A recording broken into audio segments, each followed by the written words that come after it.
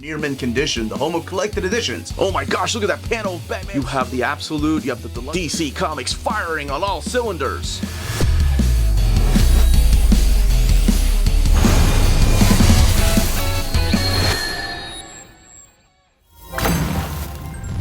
How's it going, all you minties? Uncanny Omar here from Near Mint Condition, the home of collected editions. And join me today for my overview of the latest printing of Absolute Promethea Book 1 from DC Comics. So let's go ahead and take a look at this big, beautiful book back in print together.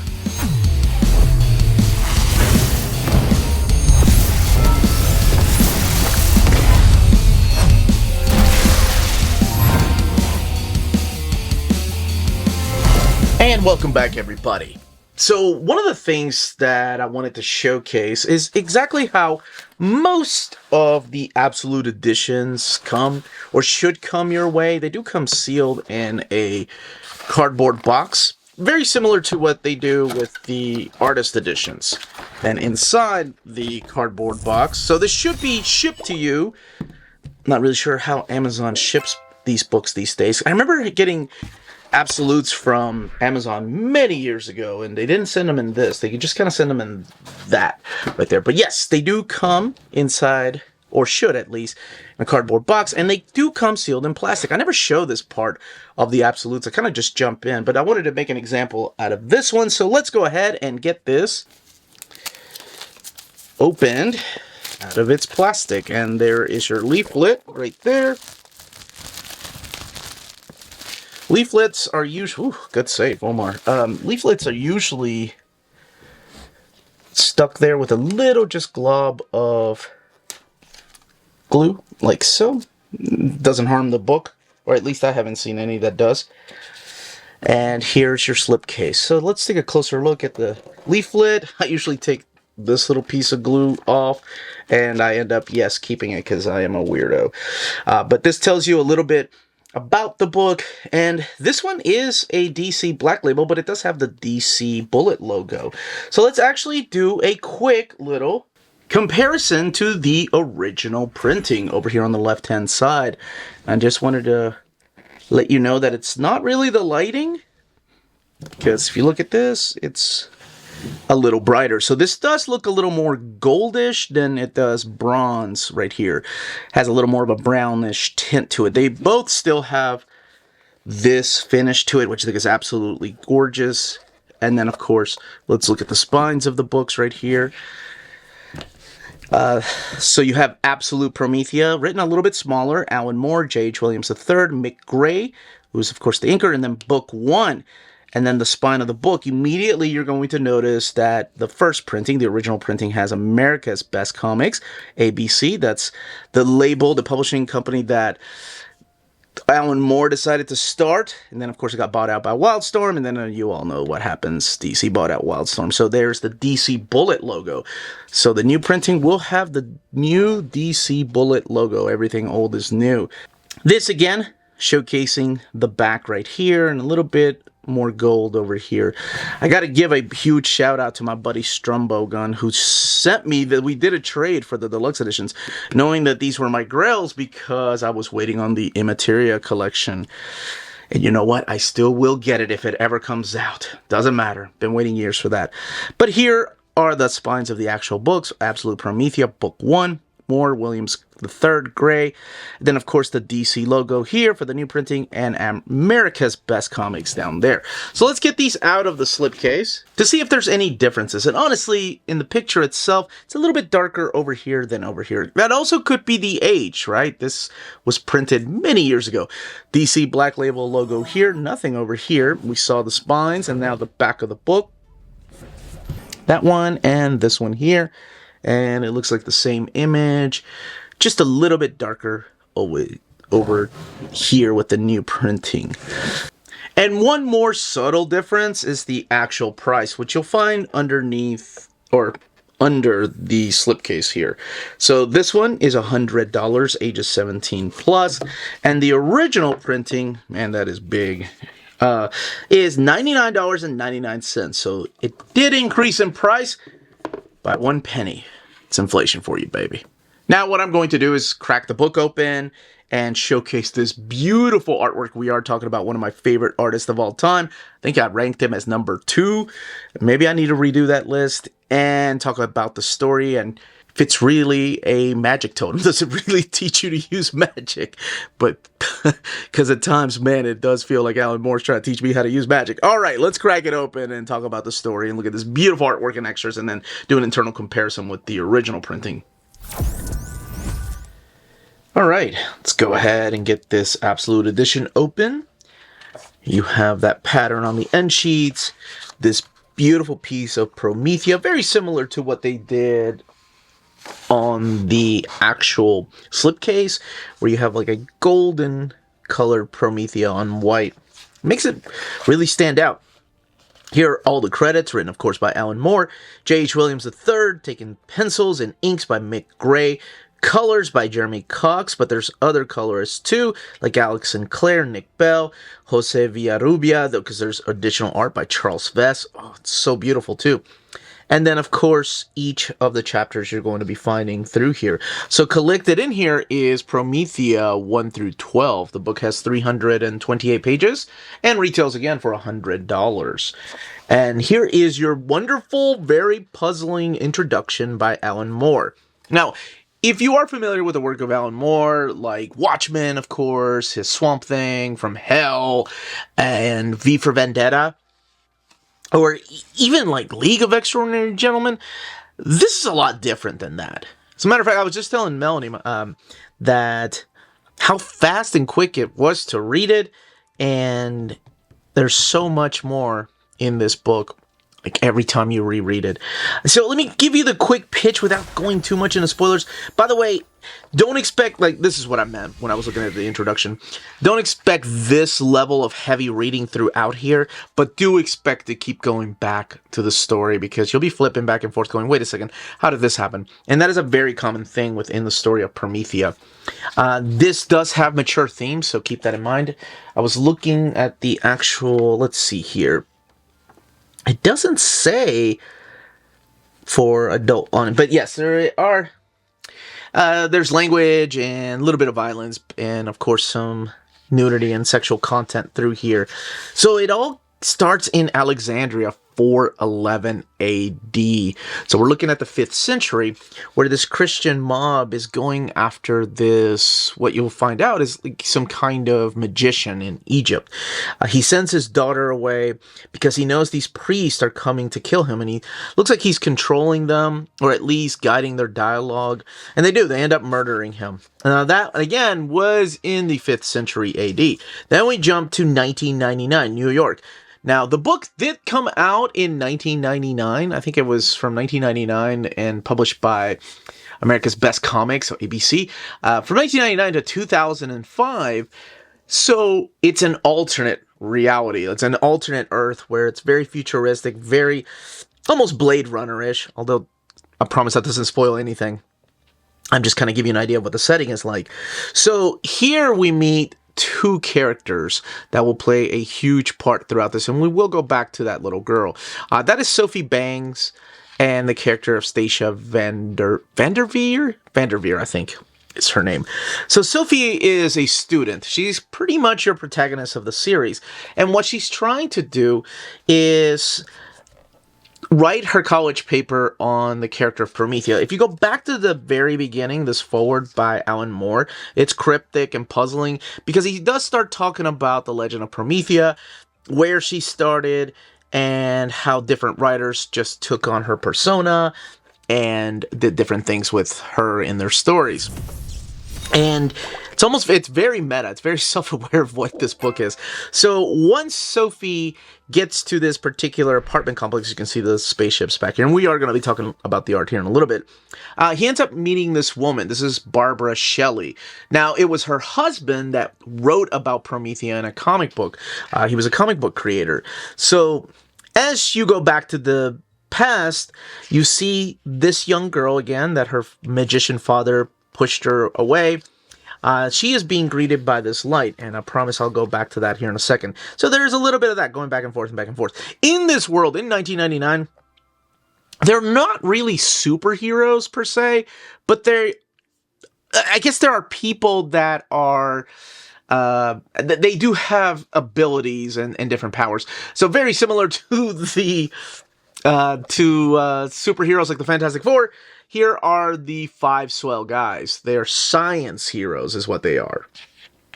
So what happens is when Sophie approaches Barbara, Barbara tells her, you wanted to talk about Promethea. I think I changed my mind. Just forget about her. So Sophie ends up leaving. She's approached by the five swell guys. And then something is chasing her as she's walking away. It is this shadow creature known as the Smee. And the shadow creature grabs her and tosses her off the side of the building. And here comes Promethea. And she saves her in this beautiful spread page. And there is lots of beautiful spread pages through here. Promethea gets hurt fighting the Smee creature. And it is revealed here that Promethea is actually Barbara, or rather Barbara is actually this incarnation of Promethea. And this is not your average superhero story. It's a lot different. So we go back to the past. What does this little girl have to do with Promethea? Well, she is approached by the god Thoth Hermes.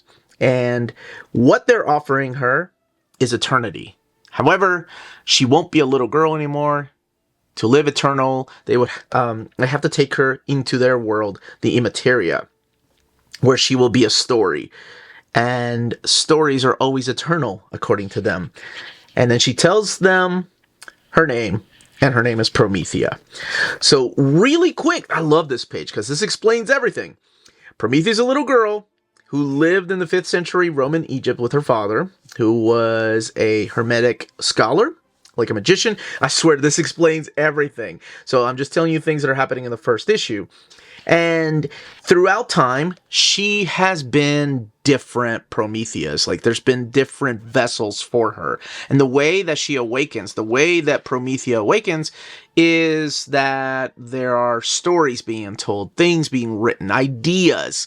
So it's something you can't really get rid of, therefore eternal.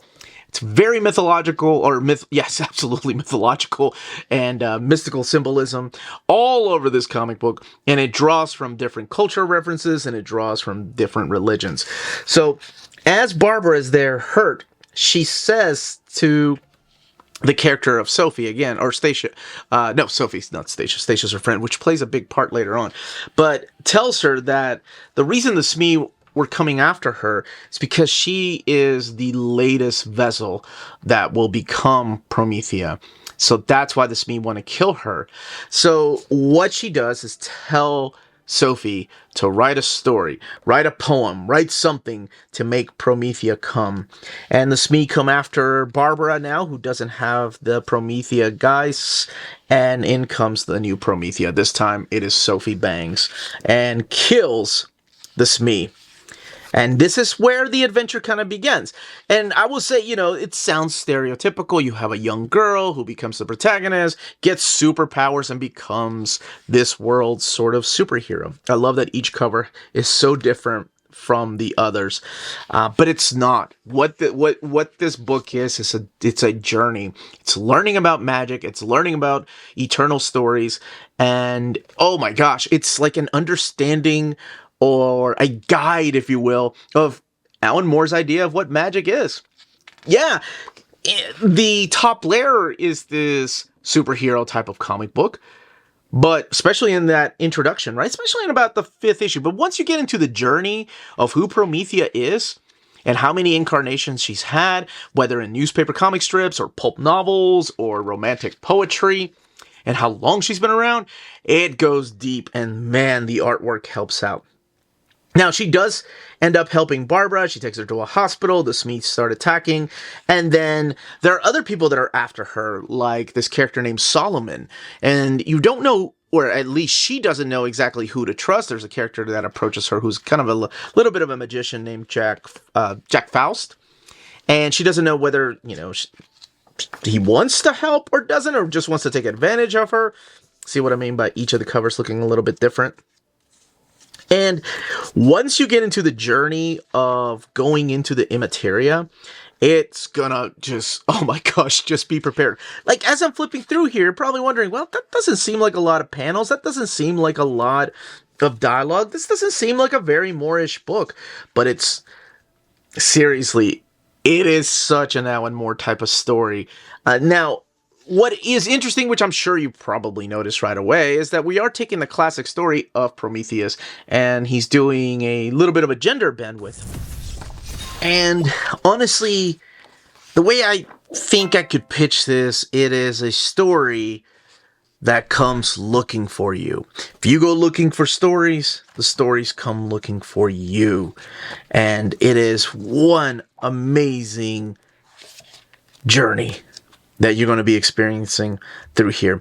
And you'll get to meet the different type of Prometheus that have been there. And some that, of course, were perhaps muses for other people. And some of them that, of course, became like part of a pulp series or comic series. Because you got to see Barbara there. And the art style, oh my gosh. There's so much that you can just absorb with these wonderful pages when you go from something like this, right? Like you have the J.H. Williams III still trying to experiment doing things to this stuff right here, which is just so magical. And we have this issue, I believe issue 11 or 12. Yeah, this issue right here is all done in landscape format, which is the way that the Immateria collection was supposed to be, right? Like they were supposed to, since there's so many spread pages, the Immateria collection was supposed to be one big omnibus like that. Wonder how they would have treated those pages. And then I have to talk about the issue, because you'll see a lot of experimental art through here, including one with like photographs that he uses, J.H. Williams III. They're all the way, I think it's in the fourth. No, the fourth issue has the P. Craig Russell artwork. Let me see. Yes, it is in this issue right here that he starts using photographs, like walking into this world, because they're journeying through different worlds. Very meta, like I said. But then you get to this issue that's the last one in here, and it's the tarot cards. Again, all the covers looking different than the previous ones. I love that about this book, too. So while I said it wasn't wordy, I can't. No, I stand by this thing. I mean, you've read Watchmen and you've read other works by Alan Moore. You know he can get wordy.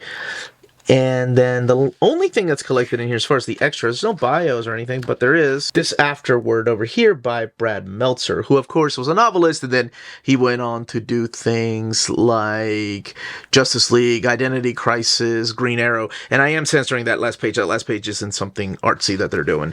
And then you get this image of Promethea and your end sheets. And what I want to do now is a quick comparison to the original printing. And that's mainly the colors and, of course, the type of paper stock that they're using. Because it is a thick, glossy paper stock. But it's not as thick as the original printing.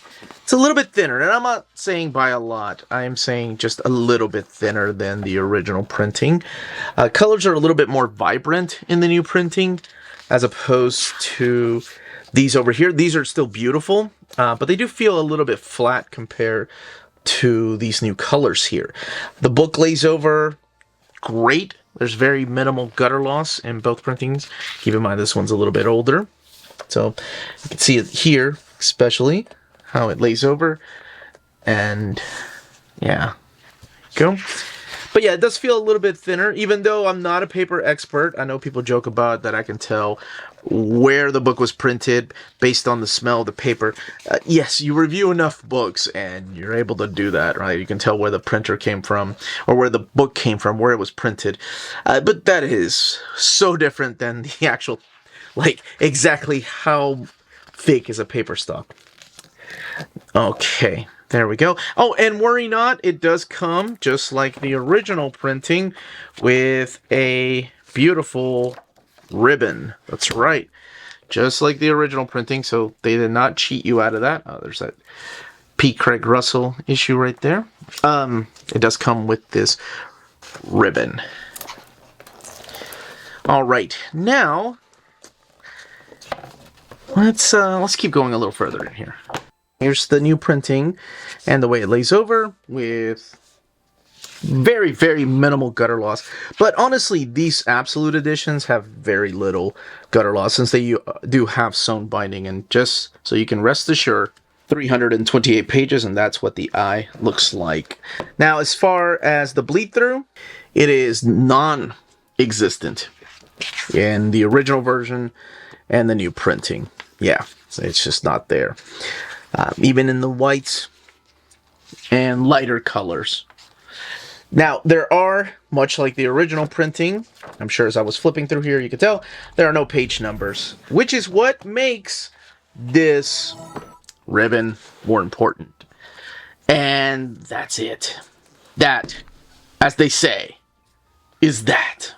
If you're interested in purchasing this Absolute Edition, don't forget to check out our sponsor, cheapgraphicnovels.com, your online home for graphic novels and collected editions up to 50% off cover price. They have excellent shipping and prompt and helpful service. Check out their bargain deals for up to 90% off cover price. And don't forget that CGN also takes pre-orders. That way you don't miss out on the hottest releases. And they are currently running a special promotion for you Minties. If you're a first-time customer, after receiving your order confirmation email, reply back to that email and let them know Near Mint Condition sent you their way. They will then apply a free shipping promotional credit to your next order in the US. Cheap Graphic Novels, your source for the hottest books with the kind of deep discount, quality shipping, and customer service that will keep you coming back for more. And that was the content and page count and build, and of course comparison to the original printing.